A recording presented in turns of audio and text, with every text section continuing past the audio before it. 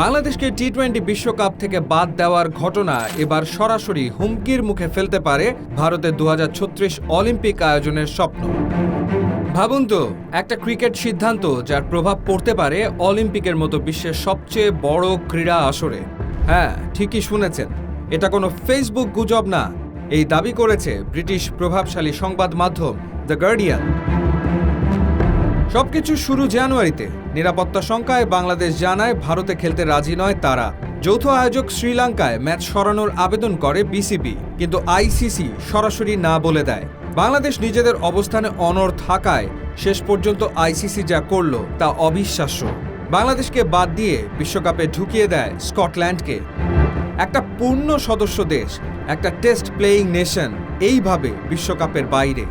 ICC বলে আমরা স্বাধীন সংস্থা, নিরপেক্ষ সিদ্ধান্ত, কিন্তু দ্য গার্ডিয়ান বলছে ভিন্ন কথা।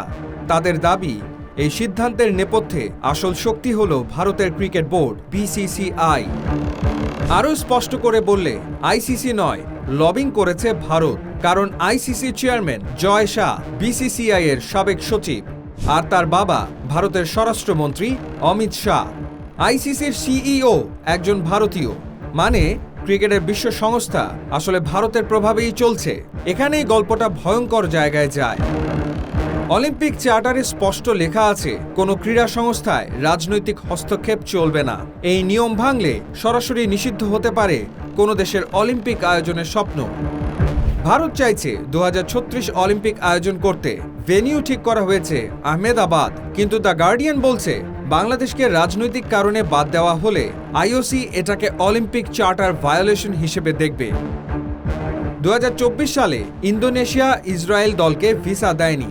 ফলাফল, আইওসি তাদেরকে ভবিষ্যতের অলিম্পিক আয়োজন থেকেই বাদ দিয়েছে। এক কথায়, রাজনীতি ঢুকলে অলিম্পিক ছুটে যায়।